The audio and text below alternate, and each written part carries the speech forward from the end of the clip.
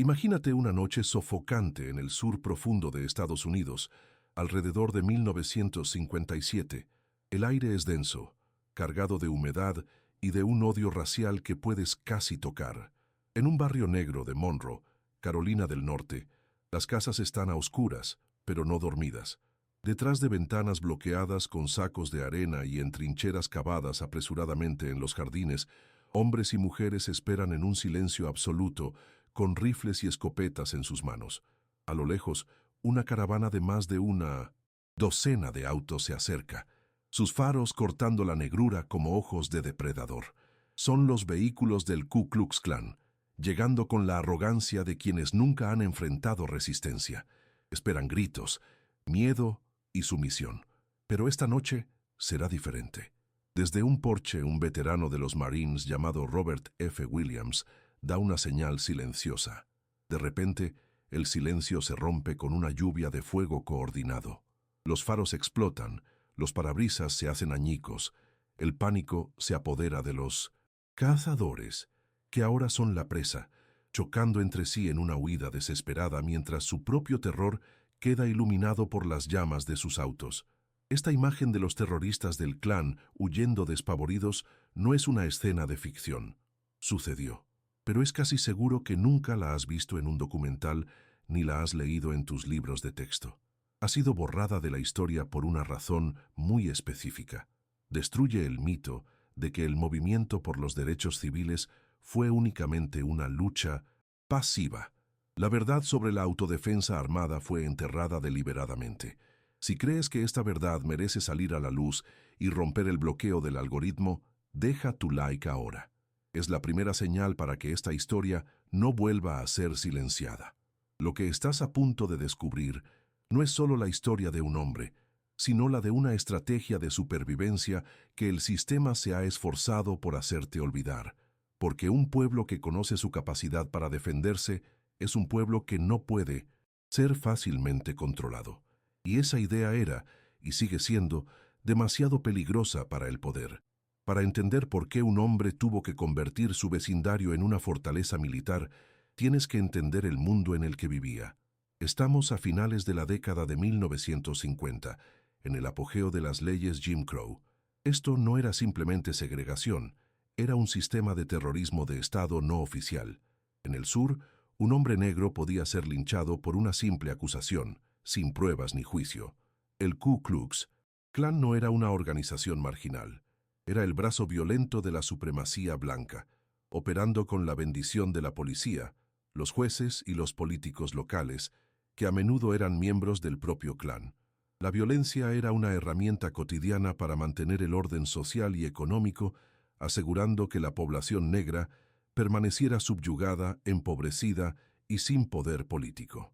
El gobierno federal en Washington prefería mirar hacia otro lado, escudándose en los derechos de los estados, mientras el FBI de J. Edgar Hoover estaba más ocupado espiando a los activistas negros que persiguiendo a sus asesinos. En este contexto, pedir justicia era inútil. La ley no estaba de tu lado. La ley era el arma apuntada a tu cabeza. En este infierno de impunidad es donde entra en escena Robert F. Williams.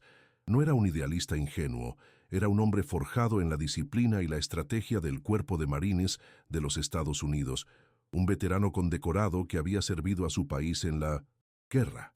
Al regresar a su hogar en Monroe, se encontró con una guerra diferente, una guerra no declarada contra su propia gente. Se unió al capítulo local de la NAACP, la Asociación Nacional para el Avance de las Personas de Color, pero lo encontró paralizado por el miedo y la ineficacia.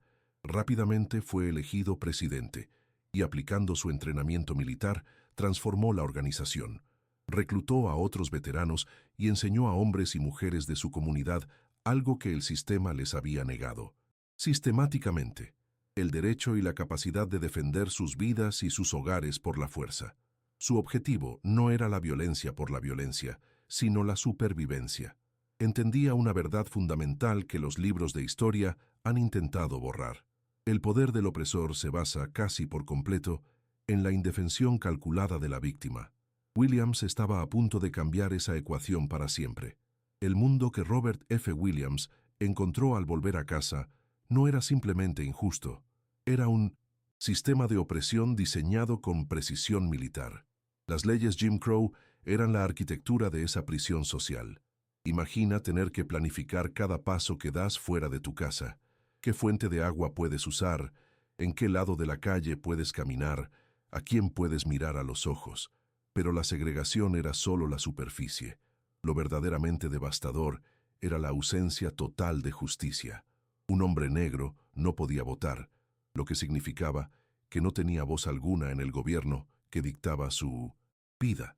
No podía esperar un juicio justo porque el jurado, el juez y el abogado acusador eran todos blancos y a menudo compartían la misma ideología supremacista. El gobierno federal en Washington, bajo presidentes como Eisenhower y Kennedy, observaba desde lejos, paralizado por la política de los derechos de los estados, una excusa conveniente para permitir que el terrorismo racial continuara sin control. En este tablero de juego, la ley no era un escudo, era la jaula, el brazo ejecutor de 1900. Este sistema era el Ku Klux Klan. Y aquí es donde la historia oficial te ha mentido. El KKK no era un simple grupo de extremistas marginales, eran el terrorismo de Estado no oficial, una fuerza paramilitar que operaba con la bendición implícita y a veces explícita de las autoridades locales. Sus caravanas nocturnas con docenas de autos llenos de hombres encapuchados no eran desfiles, eran demostraciones de poder diseñadas para aterrorizar a comunidades enteras y recordarles quién estaba al mando. Los linchamientos, los atentados con bombas en iglesias y hogares, y los asesinatos a sangre fría rara vez eran investigados y casi nunca resultaban en condenas. ¿Por qué? Porque la policía local a menudo estaba formada por miembros del clan. Los jueces simpatizaban con su causa. El poder del clan no residía en su valentía, sino en su absoluta impunidad y en la certeza de que sus víctimas estaban desarmadas e indefensas. Eran depredadores que solo cazaban presas que no podían defenderse. Esta opresión no era solo social y política, era fundamentalmente económica. La mayoría de la población negra en el sur estaba atrapada en el sistema de aparcería, o sharecropping. Este no era un acuerdo de negocios justo, era una forma de neofeudalismo. Las familias negras trabajaban la tierra propiedad de terratenientes blancos, y al final del año, después de deducir los costos de semillas, herramientas y vivienda, a precios inflados por el propio terrateniente, se encontraban con una deuda aún mayor. Era un ciclo diseñado para garantizar una mano de obra barata, dependiente y perpetuamente empobrecida. Cualquier intento de romper este ciclo, ya fuera abriendo un negocio propio, formando una cooperativa o simplemente exigiendo salarios justos, era visto como una rebelión contra el orden natural. La respuesta era rápida y violenta. El terror del KKK no solo buscaba mantener la supremacía racial, sino también proteger una estructura económica que se beneficiaba directamente de la subyugación negra. Y sobre todo esto, flotaba el fantasma de la Guerra Fría. Esta es la pieza clave que el sistema usó para aplastar cualquier resistencia significativa. En la mente de J. Edgar Hoover, el director del FBI, cualquier activista negro que no se conformara con el pacifismo era, por definición, una amenaza comunista. La lógica era perversa, pero efectiva. Si desafiabas la democracia estadounidense, incluso su versión más hipócrita y racista, debías estar trabajando para sus enemigos.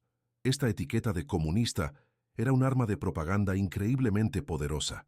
Aislaba a líderes como Robert F. Williams del apoyo popular, justificaba la vigilancia ilegal y convertía a un hombre que luchaba por los derechos más básicos en un traidor a la nación. El Estado no veía a Williams como un defensor de su pueblo, lo veía como un insurgente, y por eso el FBI dedicaría muchos más recursos a cazar a un veterano negro con un rifle que a perseguir a los terroristas encapuchados que quemaban cruces en su jardín. Cuando Robert F. Williams regresó a Monroe, Carolina del Norte, después de servir en el Cuerpo de Marines de los Estados Unidos, no regresó como un civil buscando paz, sino como un soldado que descubre que la verdadera zona de guerra está en su propio hogar. Se unió al capítulo local de la NAACP, la organización de derechos civiles más grande del país, creyendo que podría luchar a través del sistema. pero lo que encontró fue un grupo de personas aterrorizadas, paralizadas por el miedo, cuyas reuniones se centraban más en rezar por seguridad que en planificarla. Para un hombre entrenado para enfrentar al enemigo, esta pasividad era una sentencia de muerte. La frustración se acumuló en su interior, una presión insoportable. Vio a su gente vivir como rehenes en su propia tierra y entendió una verdad brutal. Las reglas existentes estaban diseñadas para que ellos siempre perdieran. Así que tomó una decisión que cambiaría todo.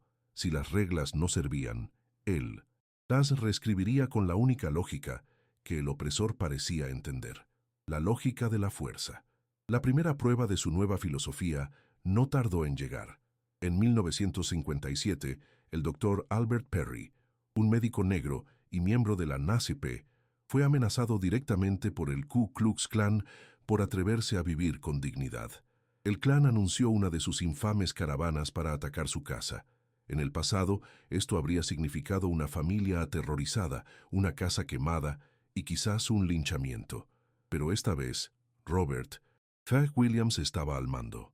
Aplicando su entrenamiento militar, organizó a un grupo de veteranos y miembros de la comunidad en una unidad de defensa disciplinada. Convirtieron la casa del Dr. Perry en una pequeña fortaleza, con hombres y mujeres armados apostados en posiciones estratégicas.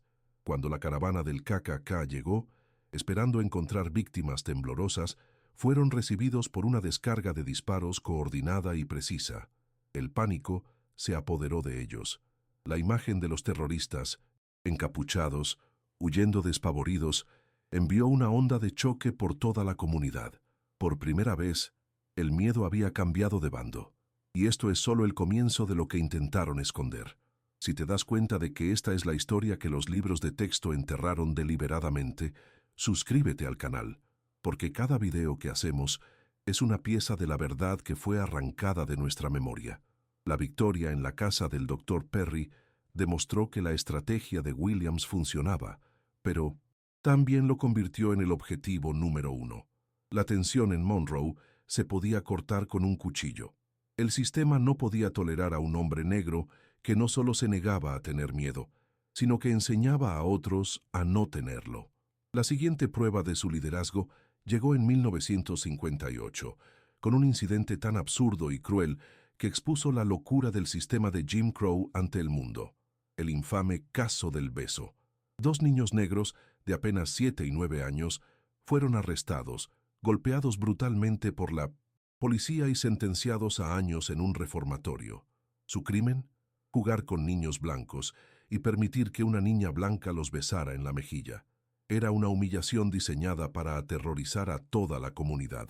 Frente a esta injusticia grotesca, Williams demostró que su inteligencia no era solo militar, sino también mediática y política. Mientras otros se sentían impotentes, él vio una oportunidad para exponer la podredumbre del sistema. Organizó una campaña de defensa a nivel nacional e internacional, contactando a periodistas y diplomáticos de todo el mundo. La historia de 2 niños pequeños encarcelados por un beso inocente se convirtió en una vergüenza global para Carolina del Norte y para Estados Unidos, que en plena Guerra Fría intentaba venderse al mundo como el faro de la libertad.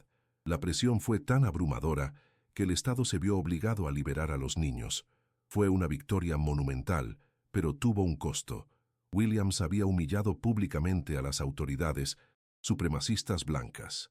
Ya no era solo una molestia local, era una amenaza nacional en su radar.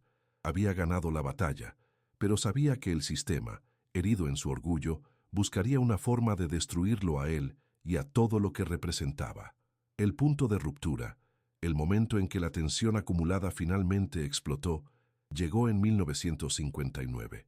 Un hombre blanco que había agredido salvajemente a una mujer negra embarazada fue absuelto por un jurado totalmente blanco en cuestión de minutos. Un resultado tan predecible como el amanecer. Para Williams, esta fue la gota que derramó el vaso. La farsa de la justicia había terminado. De pie en los escalones del juzgado, rodeado por la prensa, pronunció las palabras que lo separarían para siempre del movimiento principal de derechos civiles. Declaró que si la ley y los tribunales no protegían a la gente negra, Entonces la gente negra tendría que protegerse a sí misma. Era hora, dijo, de enfrentar la violencia con violencia. Esta declaración no fue un llamado al ataque, sino una afirmación del derecho a la autodefensa, un derecho que se suponía era fundamental para cualquier ciudadano estadounidense. Pero para un hombre negro en el sur de Jim Crow, esas palabras eran una declaración de guerra. La reacción fue inmediata y feroz, y no solo vino del establishment blanco. La Oficina Nacional de la NAACP, bajo una fuerte presión y comprometida con una estricta política de no violencia, se horrorizó. Vieron a Williams como un radical peligroso que ponía en peligro su estrategia de cabildeo y sus alianzas con liberales blancos. En un movimiento que lo aisló y lo marginó, la NAACP lo suspendió de su cargo como presidente del capítulo de Monroe. De repente, Robert F. Williams estaba luchando en dos frentes. Por un lado, el Ku Klux Klan y un Estado supremacista que lo querían muerto. Por otro, el liderazgo nacional de su propio movimiento, que lo repudiaba por atreverse a decir en voz alta lo que muchos pensaban en silencio, que pedirle a un pueblo que se deje masacrar pasivamente no es una estrategia de liberación, es una receta para el genocidio. Atrapado entre el terror del Klan y la condena de sus supuestos aliados, Williams se encontró cada vez más solo, un protector de su comunidad al que el mundo entero parecía querer silenciar. El año es 1961 y Monroe, Carolina del Norte, es un barril de pólvora con una mecha encendida. Años de protestas pacíficas ignoradas, de humillaciones diarias y de terrorismo del Klan sin castigo, finalmente han alcanzado su punto de ebullición. Las calles del barrio negro ya no son un lugar de espera silenciosa, sino un escenario de rebelión abierta. El aire, espeso por el calor del verano, ahora está cargado con el olor a humo, el sonido de sirenas distantes y los gritos de una comunidad que ha decidido que ya no retrocederá. No es un caos sin sentido, es la respuesta predecible a una presión insoportable. Cada ladrillo lanzado, cada grito de desafío, es un recibo que se le está cobrando a un sistema que solo ha ofrecido violencia. Robert F. Williams, el hombre que les enseñó a defenderse, ahora se encuentra en el epicentro de una tormenta que él no inició, pero que inevitablemente tendría que navegar, sabiendo que cada movimiento sería observado y juzgado por un enemigo que esperaba el más mínimo error. Y en medio de este torbellino de furia, ocurre el evento que el sistema estaba esperando para tender su trampa. Una pareja de blancos, los Stegall, se adentra por error en el corazón del barrio negro, su auto perdido en un territorio que se ha vuelto hostil. La multitud, enfurecida, y viendo en ellos un símbolo de todo el sistema opresor, comienza a rodearlos. Su destino parece sellado, una tragedia inminente en una noche de caos. Pero entonces, Robert F. Williams interviene. En un acto que contradice cada caricatura que sus enemigos habían pintado de él, no ve a dos opresores, sino a dos seres humanos aterrorizados. Los saca del peligro y los lleva a su propia casa, ofreciéndoles refugio contra la misma ira que él entendía tan bien.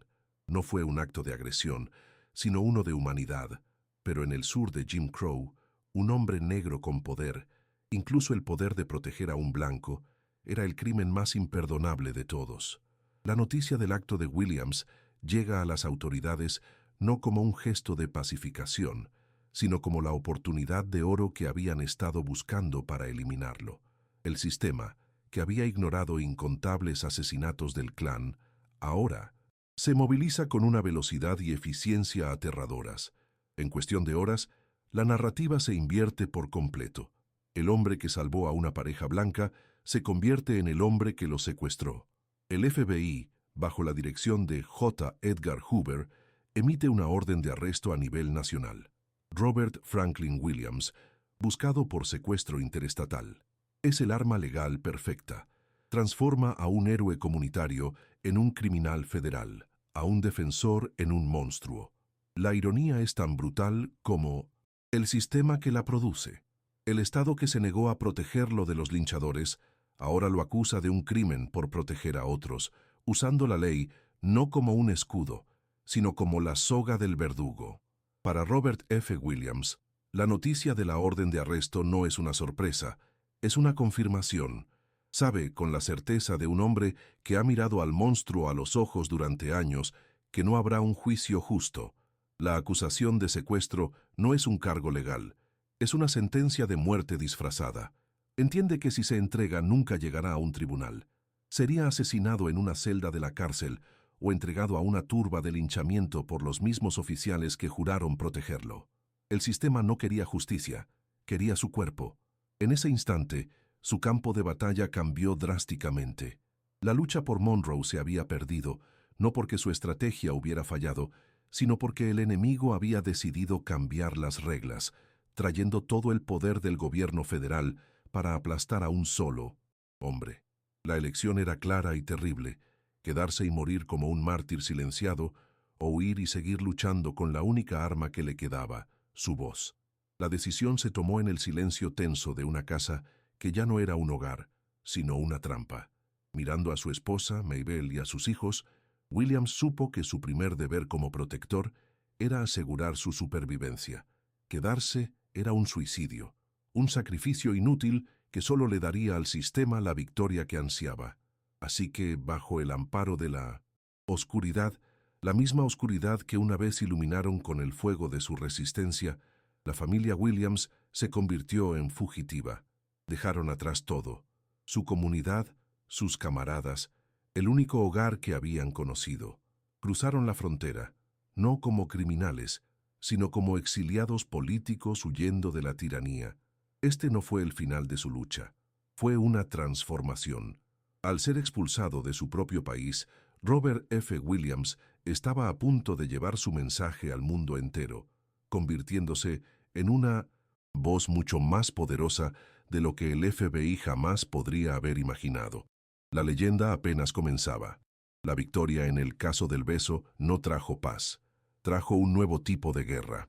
Al humillar al estado de Carolina del Norte en el escenario mundial, Robert F. Williams dejó de ser una molestia local para convertirse en un enemigo declarado del sistema. Cada periódico internacional que contaba la absurda historia de dos niños encarcelados por un beso era una herida en el orgullo de la supremacía blanca. Y el sistema no olvida esas heridas. Para los políticos, jueces y jefes de policía de Monroe, Williams ya no era solo un activista. Era un símbolo de desafío intolerable, un hombre negro que había aprendido a usar las armas del enemigo: la prensa, la opinión pública, la vergüenza internacional en su contra. Sabían que no podían derrotarlo en un debate de ideas, así que se prepararon para destruirlo por otros medios. La victoria le había dado fama, pero también había pintado un blanco gigante en su espalda. La próxima confrontación no sería una cuestión de si ocurriría, sino de cuándo. El punto de ruptura, el momento en que la tensión acumulada finalmente explotó, llegó en 1959. Un hombre blanco que había agredido salvajemente a una mujer negra embarazada fue absuelto por un jurado totalmente blanco en cuestión de minutos, un resultado tan predecible como el amanecer. Para Williams, esta fue la gota que derramó el vaso. La farsa de la justicia había terminado. De pie en los escalones del juzgado, rodeado por la prensa, pronunció las palabras que lo separarían para siempre del movimiento principal de derechos civiles. Declaró que si la ley y los tribunales no protegían a la gente negra, entonces la gente negra tendría que protegerse a sí misma. Era hora, dijo, de enfrentar la violencia con violencia. Esta declaración no fue un llamado al ataque, sino una afirmación del derecho a la autodefensa, un derecho que se suponía era fundamental para cualquier ciudadano estadounidense. Pero para un hombre negro en el sur de Jim Crow, esas palabras eran una declaración de guerra. La reacción fue inmediata y feroz, y no solo vino del establishment blanco. La Oficina Nacional de la NAACP, bajo una fuerte presión y comprometida con una estricta política de no violencia, se horrorizó. Vieron a Williams como un radical peligroso que ponía en peligro su estrategia de cabildeo y sus alianzas con liberales blancos. En un movimiento que lo aisló y lo marginó, la NAACP lo suspendió de su cargo como presidente del capítulo de Monroe. De repente, Robert F. Williams estaba luchando en dos frentes: Por un lado, el Ku Klux Klan y un Estado supremacista que lo querían muerto. Por otro, el liderazgo nacional de su propio movimiento, que lo repudiaba por atreverse a decir en voz alta lo que muchos pensaban en silencio, que pedirle a un pueblo que se deje masacrar pasivamente no es una estrategia de liberación, es una receta para el genocidio. Atrapado entre el terror del Pinto-Sintosin Klan y la condena de sus supuestos aliados, Williams se encontró cada vez más solo, un protector de su comunidad al que el mundo entero parecía querer silenciar. El año es 1961 y Monroe, Carolina del Norte, es un barril de pólvora con una mecha encendida. Años de protestas pacíficas ignoradas, de humillaciones diarias y de terrorismo del Klan sin castigo, finalmente han alcanzado su punto de ebullición. Las calles del Barrio Negro ya no son un lugar de espera silenciosa, sino un escenario de rebelión abierta. El aire, espeso por el calor del verano, ahora está cargado con el olor a humo, el sonido de sirenas distantes y los gritos de una comunidad que ha decidido que ya no retrocederá. No es un caos sin sentido. Es la respuesta predecible a una presión insoportable. Cada ladrillo lanzado, cada grito de desafío, es un recibo que se le está cobrando a un sistema que solo ha ofrecido violencia. Robert F. Williams, el hombre que les enseñó a defenderse, ahora se encuentra en el epicentro de una tormenta que él no inició, pero que inevitablemente tendría que navegar, sabiendo que cada movimiento sería observado y juzgado por un enemigo que esperaba el más mínimo error. Y en medio de este torbellino de furia, ocurre el evento que el sistema estaba esperando para tender su trampa. Una pareja de blancos, los Stegall, se adentra por error en el corazón del Barrio Negro, su auto perdido en un territorio que se ha vuelto hostil. La multitud, enfurecida y viendo en ellos un símbolo de todo el sistema opresor, comienza a rodearlos. Su destino parece sellado, una tragedia inminente en una noche de caos. Pero entonces, Robert F. Williams interviene.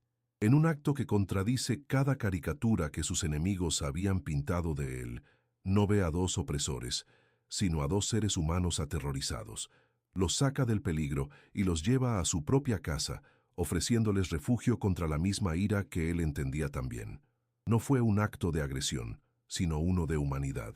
Pero en el Pusintus surge Jim Crow, un hombre negro con poder. Incluso el poder de proteger a un blanco era el crimen más imperdonable de todos. La noticia del acto de Williams llega a las autoridades no como un gesto de pacificación, sino como la oportunidad de oro que habían estado buscando para eliminarlo. El sistema, que había ignorado incontables asesinatos del Klan, ahora se moviliza con una velocidad y eficiencia aterradoras. En cuestión de horas, la narrativa se invierte por completo. El hombre que salvó a una pareja blanca se convierte en el hombre que lo secuestró. El FBI, bajo la dirección de J. Edgar Hoover, emite una orden de arresto a nivel nacional. Robert Franklin Williams, buscado por secuestro interestatal. Es el arma legal perfecta. Transforma a un héroe comunitario en un criminal federal, a un defensor en un monstruo. La ironía es tan brutal como el sistema que la produce. El Estado que se negó a protegerlo de los linchadores ahora lo acusa de un crimen por proteger a otros, usando la ley no como un escudo, sino como la soga del verdugo. Para Robert F. Williams, la noticia de la orden de arresto no es una sorpresa, es una confirmación. Sabe, con la certeza de un hombre que ha mirado al monstruo a los ojos durante años, que no habrá un juicio justo. La acusación de secuestro no es un cargo legal, es una sentencia de muerte disfrazada. Entiende que si se entrega, nunca llegará a un tribunal. Sería asesinado en una celda de la cárcel o entregado a una turba de linchamiento por los mismos oficiales que juraron protegerlo. El sistema no quería justicia, quería su cuerpo. En ese instante, su campo de batalla cambió drásticamente. La lucha por Monroe se había perdido, no porque su estrategia hubiera fallado, sino porque el enemigo había decidido cambiar las reglas, trayendo todo el poder del gobierno federal para aplastar a un solo hombre. La elección era clara y terrible: quedarse y morir como un mártir silenciado, o huir y seguir luchando con la única arma que le quedaba, su voz. La decisión se tomó en el silencio tenso de una casa que ya no era un hogar, sino una trampa. Mirando a su esposa, Mabel, y a sus hijos, Williams supo que su primer deber como protector era asegurar su supervivencia. Quedarse era un suicidio, un sacrificio inútil que solo le daría al sistema la victoria que ansiaba. Así que, bajo el amparo de la oscuridad, la misma oscuridad que una vez iluminaron con el fuego de su resistencia, la familia Williams se convirtió en fugitiva. Dejaron atrás todo, su comunidad, sus camaradas, el único hogar que habían conocido. Cruzaron la frontera, no como criminales, sino como exiliados políticos huyendo de la tiranía. Este no fue el final de su lucha, fue una transformación. Al ser expulsado de su propio país, Robert F. Williams estaba a punto de llevar su mensaje al mundo entero, convirtiéndose en una voz mucho más poderosa de lo que el FBI jamás podría haber imaginado. La leyenda apenas comenzaba. El exilio lo llevó a Cuba, donde el gobierno de Fidel Castro, en plena Guerra Fría, lo recibió como un héroe revolucionario. Y aquí es donde el plan del FBI para silenciarlo fracasó espectacularmente. Lejos de desaparecer, Williams se convirtió en una voz aún más potente. Desde La Habana, creó Radio Free Dixie, un programa de radio de onda corta cuyas transmisiones llegaban a todo el sur de Estados Unidos. Su voz, cargada de desafío y estrategia, cruzaba el océano y se colaba en las radios de las mismas comunidades que el Klan intentaba aterrorizar. En 1962 publicó su manifiesto, Negroes with Guns, Negros con Armas, un libro que se convirtió en la Biblia de la autodefensa. El Estado había ganado la batalla por Monroe, pero al expulsarlo, le había entregado al mundo un símbolo internacional de la resistencia negra, un hombre cuya influencia apenas comenzaba a crecer y a inspirar a una nueva generación de luchadores. El impacto de las palabras de Williams fue sísmico. Su libro no era solo un manual, era una filosofía. Llegó a las manos de jóvenes activistas en los guetos urbanos de California, jóvenes que estaban cansados de ver a su gente brutalizada por la policía. Uno de ellos era un estudiante llamado Huey P. Newton, quien, inspirado directamente por los escritos de Williams, cofundaría el Partido de las Panteras Negras para la Autodefensa. La idea de patrullar los barrios, armados legalmente, para vigilar a la policía, no surgió de la nada. Fue la evolución directa de la estrategia que Williams había perfeccionado en las trincheras de Monroe. Así, aunque estaba a miles de kilómetros, su espíritu estaba presente en cada chaqueta de cuero negra, en cada rifle exhibido con orgullo, en cada declaración de que la comunidad negra ya no pediría permiso para defender sus vidas.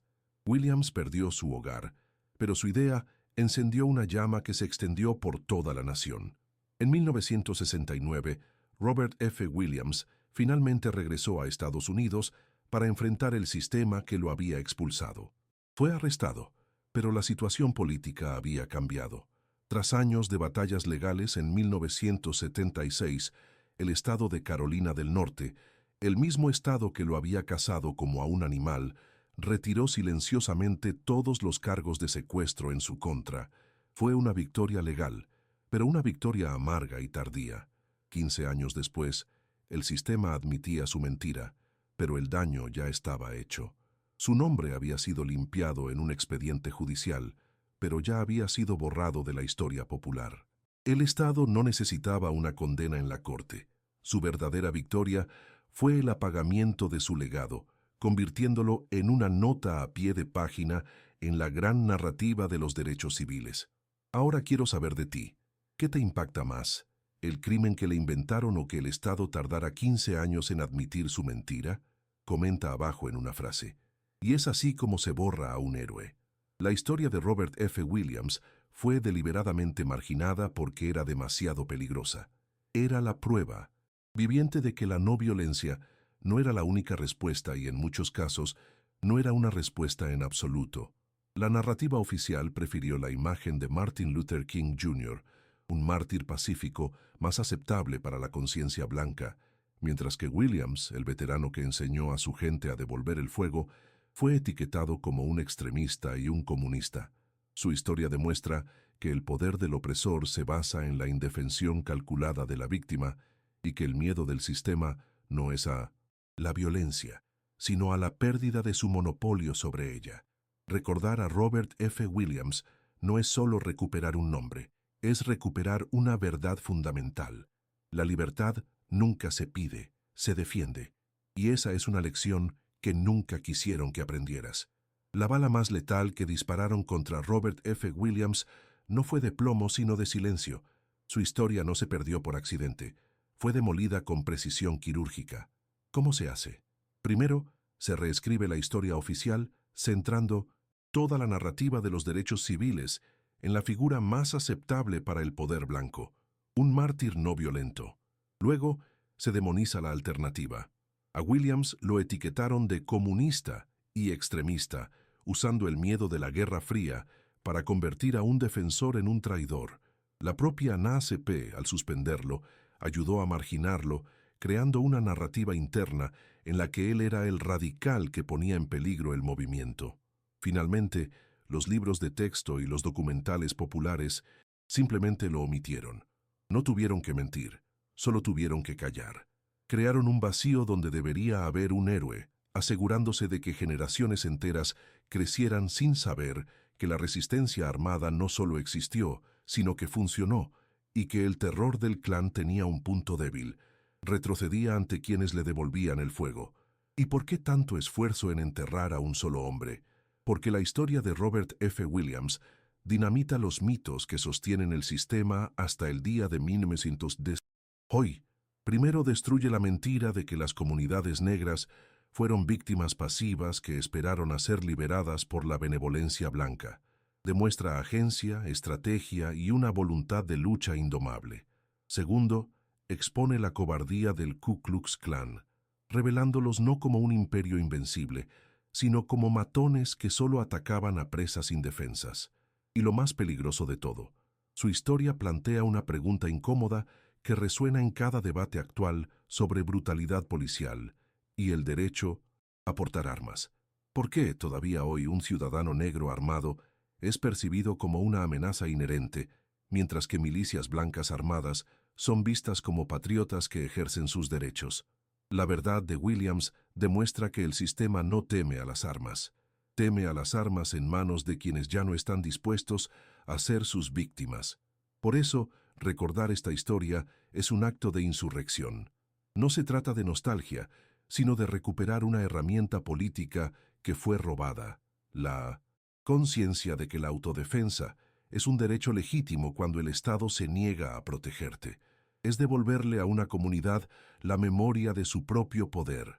La historia de Robert F. Williams prueba que la seguridad no se mendiga y la libertad no se pide como un favor. Ahora quiero que reflexiones sobre esto. ¿Crees que esta historia fue borrada por ser demasiado violenta o por ser demasiado efectiva? Comenta tu respuesta en una palabra, porque la lección que nunca quisieron que aprendiéramos es la más simple de todas. La opresión solo puede existir mientras la víctima cree que no tiene el poder de defenderse. El poder no se concede, se toma, y la libertad nunca se pide, se defiende.